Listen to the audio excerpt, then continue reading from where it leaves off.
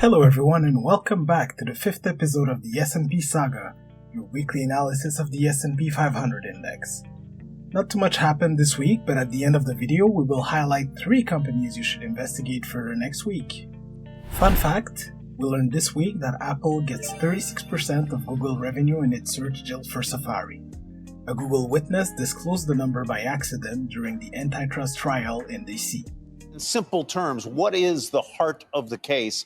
Why is the Justice Department prosecuting Google or Alphabet? Well, it's as you can imagine, two very distinct arguments, right? The Department of Justice is saying that Google got to 90% dominance in online search by breaking the law. And they're focusing really on these payments to companies like Apple that Google has made over the years, billions of dollars of payments in order to become the default search engine on all these devices across the whole universe of devices that people use. Let's dive right into it for the week ended on November 17th, 2023.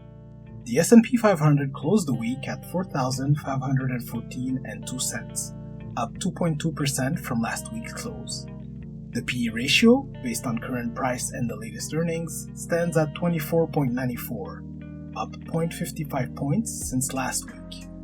Moving on to the gainers, Apple is up $113 billion on no specific news.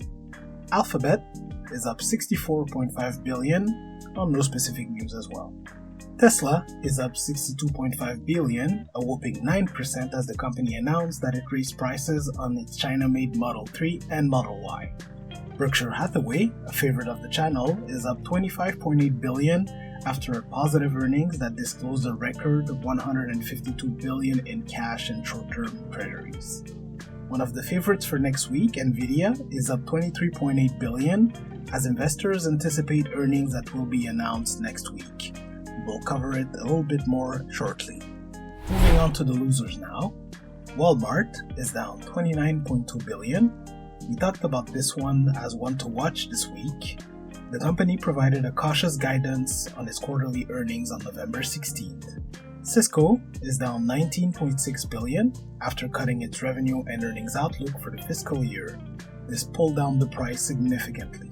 Vertex is down $6 billion after the company chief operating officer said that a trial of its new pen medication, VX548, hadn't tested the drug against a placebo.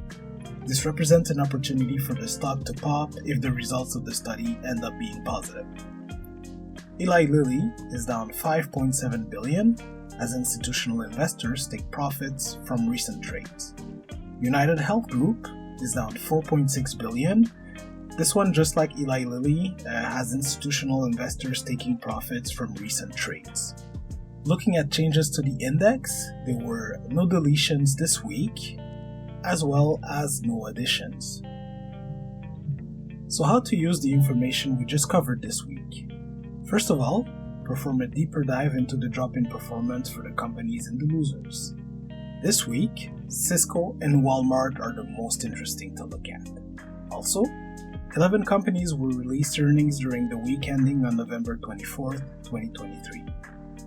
Of those companies, I believe that Nvidia should be the only one to look at on November 21st at 5 p.m. Eastern Time. The company is expected to report $3.01 in earnings per share for the quarter. This will be an interesting figure to look at.